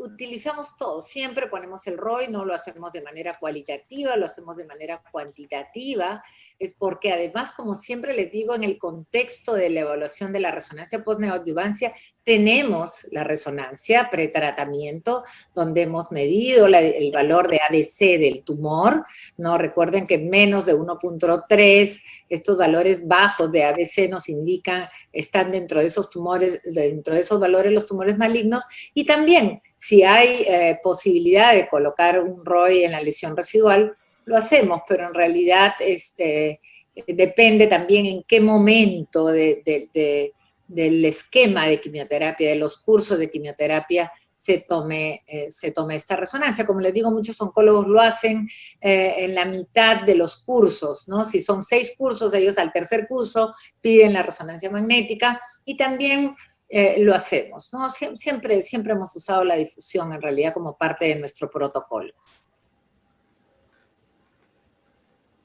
Okay. Y la difusión cuantitativa, ¿no? Medimos cuantitativamente. Claro, o sea, la pregunta es el ADC cuantitativo si lo utilizan. Sí, nosotros usamos el ADC cuantitativo siempre, ¿no? Okay. Obviamente es muy difícil determinar una lesión que está restringiendo a la difusión, ¿no? Cuando vemos las imágenes de ADC lo vamos a saber, pero hay que poner un ROI y hay que medir porque eso te los da los equipos, ¿no? Eso está muy fácil de hacer, sí. Y lo ponemos en los informes, además, ¿no? Hay restricción a la difusión de 0.6 por 10 a la menos 3, y lo escribimos, ¿no? Sí. Bueno, hay una pregunta de Sobeida Ventura, no la entiendo muy bien, pero la resonancia magnética en casos positivos para cáncer de mama, ¿qué información aporta? Uy, no sé si Patti quiere, pero en realidad la resonancia magnética nosotros la hacemos, si me permiten, en todos los casos de cáncer de mama, los pacientes van a una resonancia magnética, en todos. En nuestro comité multidisciplinario hemos quedado en eso y hacemos en todos. O sea, no hay paciente que tenga carcinoma ductal in situ, carcinoma ductal infiltrante, que no vaya a una resonancia magnética y lo ponemos en nuestro informe del procedimiento biópsico, ¿no? No sé si Igual todas las pacientes con neoadjuvancia también le hacen resonancia magnética en su centro. Claro, es que es porque es una paciente con cáncer, ¿no? Como les decía, si la paciente tiene diagnóstico de cáncer, inclusive in situ o infiltrante. Control post-neoadjuvancia. No, van a la resonancia pretratamiento, no digo al diagnóstico. Al diagnóstico, todas nuestras pacientes diagnosticadas con cáncer de mama, en nuestras biopsias core, ya sea por VAP o ya sea por TrueCut, van a una resonancia magnética para la verdadera extensión de la enfermedad, ¿no?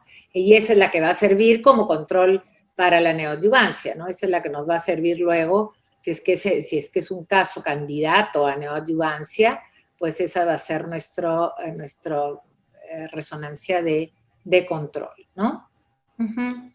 Claro, la otra pregunta es si es que a todas las pacientes que le hacen neoadjuvancia tienen control con resonancia magnética en su centro. Sí, todas. Ahora, gracias a Dios, ya tenemos un contexto multidisciplinario y es donde manejamos y discutimos todos los casos. Sí, todas. Y a veces nos sentamos también con el cirujano para ver, ¿no? Porque recuerden que también así la paciente haya tenido respuesta patológica completa, ¿no? Hay que considerar todo lo que yo les he dicho respecto al tipo molecular, respecto, pero nos vamos a sentar, porque si ha sido una lesión que ha respondido, ha habido una respuesta patológica completa, pero ha sido extensa, de localización retroareolar, que comprometía el tercio anterior, medio y posterior, y que la mama es pequeña, ¿no? Entonces nos sentamos con el cirujano, poco a poco estamos aprendiendo a convivir más entre nosotros para ayudar a la paciente y decidimos, ¿no? Cómo va a ser entre todos, ¿no? Cómo va a ser el manejo quirúrgico, ¿no? A veces era una paciente candidata a tumorectomía, ¿no? Pero cuando volvemos a revisar las imágenes, les digo, pero no puede ser tumorectomía si tiene una enfermedad difusa, extensa y es pequeña la mama, es mejor a veces hacer una reconstrucción en el mismo momento de la mastectomía, ¿no? Pero todas tienen control resonancia magnética post-neoadjuvancia, todas, gracias a Dios. Contamos con 4 resonadores, con antenas de 16 canales que nos permiten en realidad acceder a esto, ¿no? Qué bueno, eso es lo que nos alegra mucho. La siguiente pregunta, ¿hay algunos cambios en la resonancia magnética que se pueden predecir en la respuesta al tratamiento quimioterapia neoadyuvante, considerando los diferentes tipos de medicamentos para la quimioterapia? Exactamente no. El tratamiento neoadyuvante no solo es quimioterapia neoadyuvante. Acuérdense que puede haber no solo quimioterapia, sino hormonoterapia neoadyuvante, ¿no? Hay que recalcar que si bien es cierto, los tumores luminals no responden mucho, pero a veces se les hace neoadyuvancia a estos tumores. Principalmente se les da neoadyuvancia a los triple negativos, a los que expresan ERB2, ¿no? Pero a veces se les da a los luminals cuando queremos hacer down the staging, cuando queremos disminuir, más que todo por eso, porque se ha demostrado que igual van a ir a cirugía, igual el pronóstico no va a cambiar en estos tipos de tumores luminals con la neoadyuvancia, ¿no? Pero a veces sí se quiere achicar el tumor para hacer una cirugía más cosmética, con menos efectos estéticos, ¿no? Y Pero no, o sea, la neoadyuvancia, como les digo, puede ser con cualquiera de esas dos cosas. Inclusive, como les contaba, si es un tumor que sobreexpresa ERB2, no solo se va a dar quimioterapia, sino se va a dar terapia biológica con anticuerpos monoclonales, con el trastuzumab, y eso inclusive ha mejorado, ¿no?, las tasas, como les mostré, hasta 60% las tasas de respuesta, de concordancia y respuesta patológica a este tipo de tumores, ¿no? Entonces, todo este tema de la neoadyuvancia está mejorando muchísimo el manejo de las pacientes, ¿no? Sí. Claro. Aquel paciente que ha tenido enfermedad multicéntrica y que va a tratamiento neoadyuvante, termina en mastectomía igual, independientemente de que si hay respuesta completa por resonancia magnética. Sí, claro que sí, pero la neoadyuvancia tiene un fin, acuérdense, no solo es downstaging, es controlar la enfermedad localmente avanzada, ¿no? Además saber, acuérdense que es un predictor de pronóstico, estás viendo in vivo la respuesta del tumor a la quimioterapia, ¿no? O sea, no solo es no hacer mastectomía, hay muchas pacientes que reciben neoadyuvancia y finalmente van a mastectomía, pero ¿cuál es el beneficio? Evaluar la quimiosensibilidad, ver in vivo lo que está sucediendo con su cáncer, ver qué va a ser un predictor de buen pronóstico, de mal pronóstico, vamos a poder decir y predecir y garantizar un mayor tiempo de sobrevida libre de la enfermedad, ¿no? Entonces, sí, van muchos, como les digo, va a neoadyuvancia, pero finalmente termina por el tamaño de la mama, por el tipo del tumor, etcétera, termina en mastectomía. Pero el beneficio ha sido que hemos asegurado que la paciente ha recibido una buena terapia sistémica, que el tumor ha respondido a la terapia sistémica. Además, recuerden nuevamente que los términos adyuvancia o neoadyuvancia se dan en el contexto de M0, no hay metástasis a distancia visible, no hay. Pueden ser tumores T4 inclusive, o pueden ser estadios N1 a N3 con tumores T3 y T4, estadios 3 para adelante, pero lo importante es que el M sea 0, no hay enfermedad metastásica a distancia, si no, no se puede hablar de adyuvancia o de neoadyuvancia. Acá hay otra pregunta de Ivonne Daniela, en que dice si la paciente es diagnosticada con cáncer y no quiere que le realicen la resonancia magnética, hay otra, dice, a otra opción sería, o sea, supongo que pregunta qué otra opción habría, ¿no? Claro, o sea, acuérdense que no todos disponemos de resonancia magnética. Y por eso les decía cuál era el valor de los otros métodos. No todos disponemos, tenemos que usar lo que tenemos. Por lo menos en nuestro país podemos hacer el control por mamografía, ¿no? Si la lesión ha estado bien Ecografía también, ¿no? por ecografía, el examen físico siempre está ahí. Yo conozco oncólogos que son muy cuidadosos, miden en la mama clínicamente cómo está respondiendo. Claro que sí, o sea, cuando una paciente va a tener un manejo neoadyuvante, obviamente tienes que tener un parámetro previo. Acuérdense que la NCCN dice eso, el examen físico más las evaluaciones comparativas del método en el cual se detectó el tumor primario, ¿no? Que puede ser ecografía, puede ser mamografía, ¿no? Entonces, les he mostrado ahí 74% la sensibilidad, digamos, de la mamografía, ¿no? Y esas cosas son la exactitud, la palabra es exactitud. 74% de la mamografía, 79% de la ecografía, juntos 80%, 54% el examen físico. Tenemos que usar lo que tenemos, no todos vamos a disponer de resonancia magnética, es obvio. Creo que también hay que tener otra cosa en cuenta, que es que aquellos centros que tienen mamografía con contraste también sería una opción, ¿no? Correcto, una opción, claro, eso es. Hay que usar el método por el cual has detectado el tumor pre-tratamiento, ¿no? Ajá, hay otra pregunta en que es, en la mama densa, ¿qué valor ha tenido la resonancia magnética en cuanto a lesiones posiblemente ocultas malignas? Pati, no sé. No sé a qué se refiere exactamente. Exactamente, yo tampoco. Sí, yo tampoco. Yo supongo que se referirá al valor de la resonancia magnética en cuanto a lesiones ocultas, ¿no? En caso de mamas densas, ¿no? Yo supongo que se refiere cuando, por ejemplo, podemos encontrar adenopatías y estamos en busca de primario, ¿no?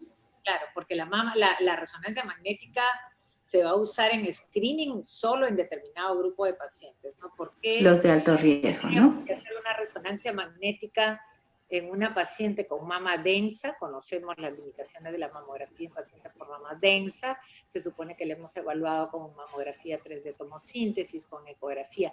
¿Por qué tendríamos que hacerlo? No sé si va por ahí, Pati, ¿tú qué dices? Con Pati No, conversamos. pero ya, o sea, definitivamente la mama densa puede tener un realce de parénquima de fondo, como les dije, mínimo o leve, y no necesariamente, no se correlaciona directamente la densidad mamaria con el realce del parénquima, entonces la probabilidad de que se oculte un cáncer ahí es baja. De todas maneras, lo que dije es llega la sensibilidad hasta para la detección de lesiones hasta un 96, de 88 a 96%. Entonces, sí, puede haber, especialmente se pueden ocultar cánceres que son de bajo grado, ductales e in situ de bajo grado. Correcto. Pero son muy pocos realmente. Si se hace adecuadamente, o sea, lo más importante de la resonancia es tener la técnica adecuadamente implementada y de todas maneras la experiencia también es importante. Otra pregunta, no sé, para la doctora Falcón, creo, ¿cuánto tiempo después de la biopsia es adecuado hacer la resonancia magnética basal? No, inmediatamente la puedes hacer. Nosotros hacemos la biopsia. Bueno, generalmente el patólogo nos entrega en 7 días útiles el resultado y ya le entregamos el resultado a la paciente, positividad, con su orden de resonancia, y si hay turno se le hace el mismo día, ¿no? Eso no es ninguna contraindicación. Acuérdense que lo que estamos evaluando hemos metido una aguja core, ¿no? No es... la mayoría de cánceres no se hacen con biopsias por aspiración al vacío, ese sería otro tema para conversar. No, casi inmediatamente. Ahora, a veces son lesiones BRAF5, pues que en realidad estamos seguras que es un cáncer, digo, más del 95% de que sea un cáncer, y no perdemos tiempo, ¿no? Inmediatamente no hay ninguna contraindicación. Inmediatamente le damos la orden para la resonancia y se hace el mismo día. A veces la paciente ese mismo día le hacemos la mamografía, la ecografía, la biopsia y pasa al otro lado para hacerse la resonancia magnética, ¿no? Así Por es, o el sea, sistema que tenemos en la institución, ¿no? Tenemos un claro. programa de screening oportunista que nos permite, pues, manejar a la paciente desde el screening y ese mismo día indicarle todos los procedimientos, incluyendo la resonancia magnética, ¿no? Sí. Claro, sí, igual nosotros en nuestro centro también hacemos lo mismo, ¿no? O sea, no es una limitante exactamente la biopsia para poder realizar la resonancia magnética de estadiaje, ¿no? En el caso que es un cáncer, se hace inmediatamente. Incluso si es que ha sido unas microcalcificaciones con biopsia al vacío de un in situ, también se le puede hacer la resonancia magnética, ¿no? Para inmediatamente para ver la real extensión de la tumoración. Bueno, muchas gracias. Se debe hacer dentro de los disculpe. primeros 15 días post-biopsia, porque después los cambios, la fibrosis empieza a realzar y se confunden las lesiones, o no se sabe el real tamaño del tumor. Entonces, en los primeros 15 días después de la biopsia. Sí, Y correcto. de la 15 a 28 días, y si es que es más una biopsia quirúrgica, ¿no? Porque hay algunas pacientes que vienen, que han sido operadas en la calle, pensando de pronto un fibroadenoma, les han hecho cirugía quirúrgica y de pronto fue un triple negativo, ¿no? Y Todavía hay todavía esas hay, cosas que no deberían claro. suceder, ¿no? Ninguna paciente debería tener una biopsia quirúrgica. Si estamos en el contexto, todos los que estamos acá, debemos ser radiólogos, si estamos en ese contexto, no debería existir biopsias quirúrgicas, salvo que nosotros hayamos sugerido hacerla porque no podemos abordar con ningún método core, ¿no? Entonces, solo eso, gracias. O pensamos en un filodes, ¿no? Que necesitamos. Bueno, muy bien, muchas gracias. Creo que avanzamos excelente las presentaciones, las preguntas también han sido muy buenas y certeras. Creo que la sesión, le doy el pase a la doctora Jackie Limas para que cierre la sesión. Gracias a todos. Yo quiero felicitar a la doctora Pati Villa, a la doctora Liana Falcón por sus excelentes exposiciones, a Cilia por haber realizado un resumen muy minucioso y por el apoyo que nos ha dado con todas las preguntas. Los esperamos el día de mañana para la tercera sesión, en la cual tendremos al doctor Pedro Tapia y al doctor Javier Rodríguez Luceros. Muchas gracias. Buenas noches. Gracias. Buenas noches.